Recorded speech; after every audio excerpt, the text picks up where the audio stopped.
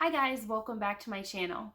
Today I want to share with you guys this process that I'm going through of how I am planning for the end of my year. So each of the different curricula that I use for each of my kids, they all are numbered, right? They have a certain number of lessons that are included in each book. And so what I usually try to do at about this stage, especially if you've watched previous videos how I share how I plan, that I'm only going a week at a time, I do have to at some point stop and say, okay, what's my goal for the year? When do I want to be done? When do I want to start our summer break? We are not year-round homeschoolers.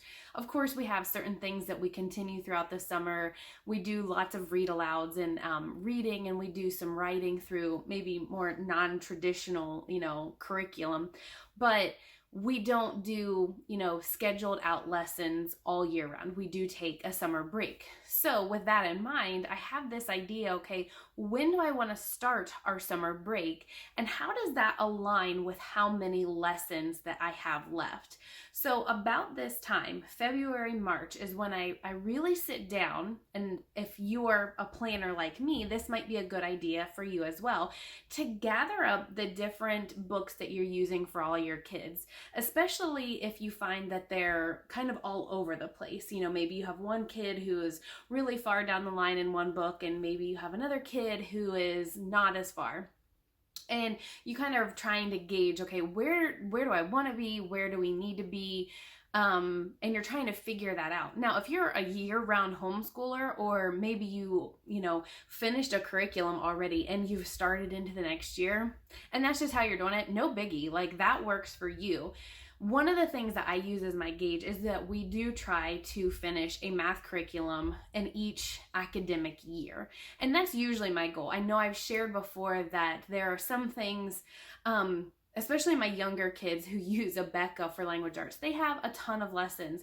And if I'm completely honest with you guys, I've never finished the entire book. We are not an accredited Abeka program, and it's parent-led.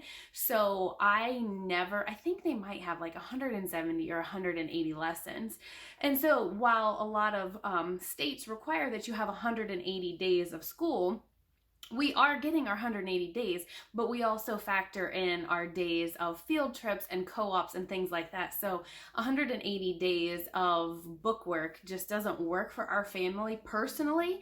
So I kind of toss those out the window, but I do try as a general rule to get my kids through one math curriculum in a year. Now, if we were able to finish early and start on to the next year's, that would be totally fine. But usually with the different things that we have going on, co-ops, field trips, just trips in general, because I've shared before that our family likes to travel, we are usually down to one math curriculum a year. I don't have those kids who are just like, oh, can I do 3 math lessons today? And they take off and do it.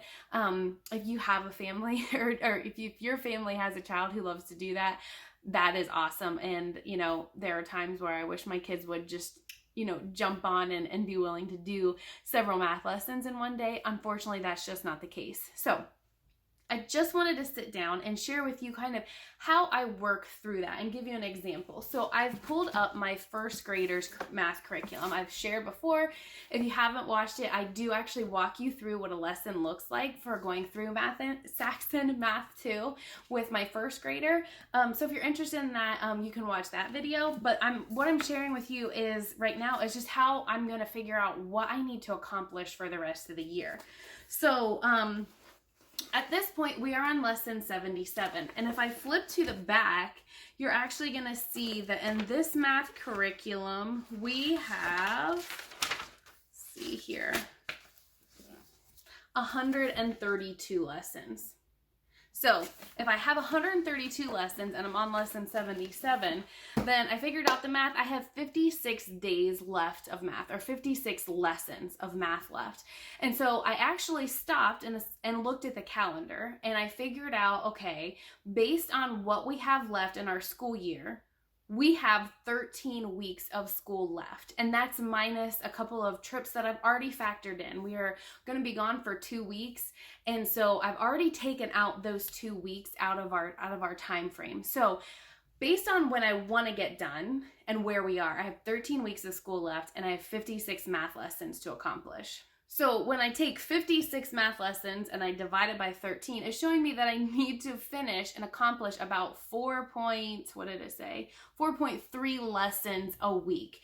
And so based on that, I can kind of gauge out the remainder of our weeks and deciding, okay, which weeks may we need to do 5 lessons and which weeks can we only do 4 lessons of math. Or, if you were going to have a co-op and those days are taken and you didn't want to do math, then you would factor, okay, well, maybe that week's only going to be 4 math lessons and then the following week we'll do 5.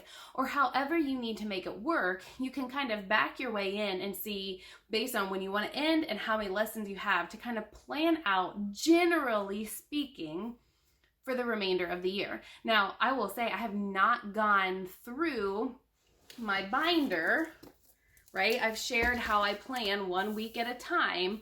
I haven't gone through and necessarily planned out every single lesson because things happen, right? People get sick, we have dentist appointments, we have doctor's appointments, we have field trips, things, in our case, we don't take snow days, we take Sundays.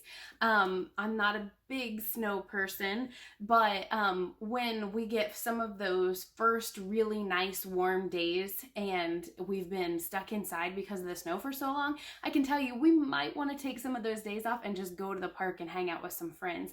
So we're more apt to have a Sunday or a warm weather day rather than a snow day. So with that said, I haven't factored in all of the lessons or figured out. See, I still have blanks in the upcoming, but I have a generalized idea of what I need to accomplish. And I'm kind of just running that through my mind to ensure, okay, if we fall behind, again, not behind, but behind where I want to be and when we would like to finish so that we can start our summer break. So that's kind of the generalized idea and the methodology of how I go. Now, that's just with math. There are a couple of things that I'm just not too worried about. One, I already mentioned, is our language arts. We do Abeka. When I finish math, we will be done with Abeka. And that's just how it works. So essentially, I'm going to be going through 132 lessons of Abeka with my kids who are in Abeka. And using it. So however many math lessons I have, that's how many language arts lessons we're going to do. I find that when you get near the end, a lot of it is repetitious and we're not really truly losing anything, because if we even miss anything, I know that we'll cover it at the beginning of the year when we start back up in August or September. So I'm not entirely worried about what we could be quote unquote missing. I know a lot of people sometimes get worried because, they are afraid that we're going to lose a lot of our skills and the concepts that we learned over the year.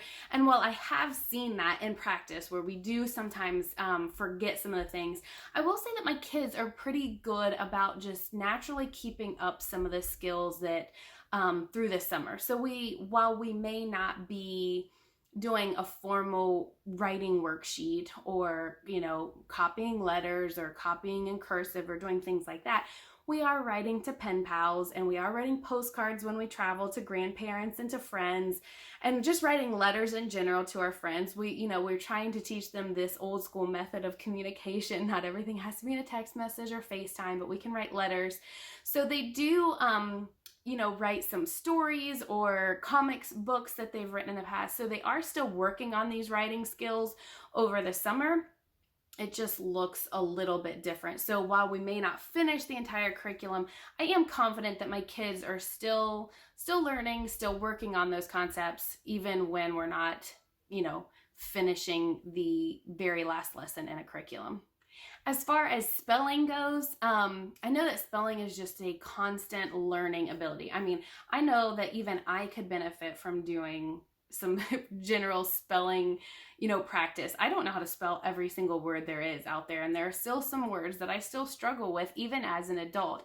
So while we may not finish a spelling curriculum, I think I shared that my oldest is still actually finishing his 4th grade spelling book, because the words, if I'm completely honest, some of them are actually kind of tricky. One of them, I think, on his current spelling list is chauffeur, and I'm not entirely sure that I could spell that correctly now if I didn't have spell check on my phone.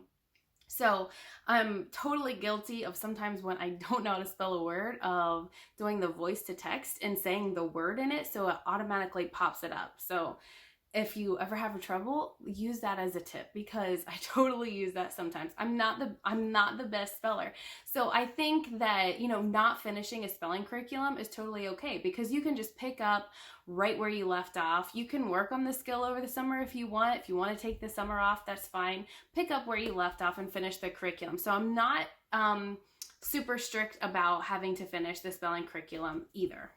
Now with Gabriel, he will be doing IEW and his Fix-It grammar, but because it is on a shortened week level, we will actually complete those programs. So there won't be anything necessarily unfinished for him in those programs, because for our IEW, we're only doing it for 24 weeks. And I think Fix-It grammar might be, I'm trying to think if it is either 24 or 30, but either way, we will finish his Fix-It grammar before we finish the school year as well. So I'm not having to worry about either of those. Those are both very doable and easily fitting into our academic calendar of when we start and finish.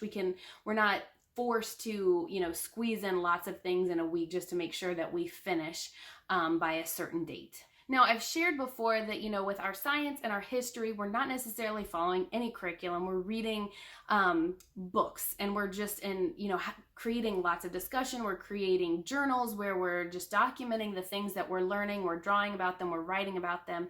So, and through reading these living books, we're not bound to any curriculum. So I fully intend on continuing to read throughout the summer. Reading is just one of those things that I like to do with the kids. We can sit around and do that in the morning. So while we're not necessarily behind or ahead on any particular schedule, we'll just continue to find some books that either pertains to the year or things that interest us, and we'll just continue reading those books throughout the summer. So there you have it. Really, I'm only really focused on our math. The math is just one of those big things that I'm really trying to make sure, because it is, it is very foundational and it builds upon one another. Obviously you can't do calculus without algebra, and you can't do algebra without knowing your math facts, and you can't know your math facts without knowing your numbers. So everything just definitely builds upon one another in math. And so I do really try to make sure that we're covering everything in the math book. The other things, I feel like a lot of times if you miss it, it's easy to kind of pick it up, and be able to learn those things as you go with your writing or science or history. I mean, there's tons of things in science and history that I don't know, but I've learned the skills to learn things, so I'm able to always go back, find a topic, and just start learning about it. So that's kind of what we're hoping we're doing with our kids, is teaching them how to learn so that they can learn anything at any point. But we do really try with math to make sure that we're covering all those things in the book so that they're ready for the next level and the next book in the series.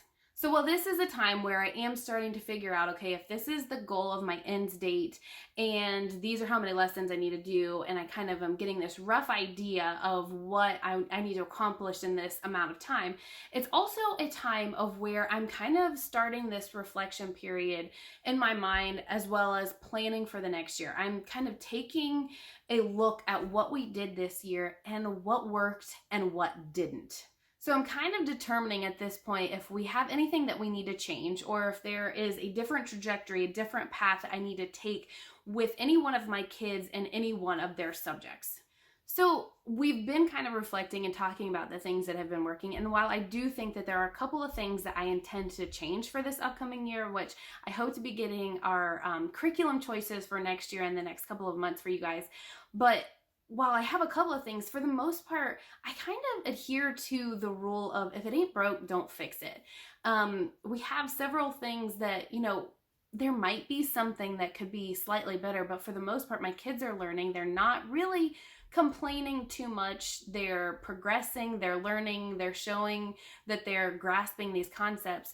So if I don't have a very evident need to change something or to find new curriculum, I tend to just stay on the same path and the same course that what we're already on. So I do think there is some benefit to staying with a particular, staying or sticking with the same curriculum if there's no reason to change it. There is something to be said for having that consistency, for not missing anything because, maybe in this curriculum it taught fractions here and in this curriculum it taught fractions here. But if you were in a different one here and you switch, then maybe you missed it in both. So there is that, something to think about, that maybe the sequence of teaching different elements might be off if you're constantly swapping your curriculum. Now, that is not to say that if something isn't working, that you should never switch. You should never dig your heels in and say, I'm not switching curriculum. I already bought this one. I'm not doing anything else. I would never give that advice. However, so if something isn't working, obviously you've got to find something that works for your kid. But if they're generally doing well and you're not having any issues, I would always suggest, if you can, just kind of stick with what you're doing. There's always going to be something newer, something shinier, something, new that's coming out that might entice you to want to change. Someone might recommend it, and while it might be great, there also may not be a need to switch it. So that would just be my advice. If you don't have any reason to switch, if your kids are actually thriving and being very successful in what you're doing, there's not always a need to switch something. But by all means, when something is not working, that's a very good opportunity to find a new curriculum, something else that's going to work for your kids. All right, guys, that's all I have for you today. I would love to answer any questions that you guys have. You can always post them below. Just use this time, it's cold, it might be snowy where you are, or maybe you're one of the lucky ones that it's still sunny and nice outside.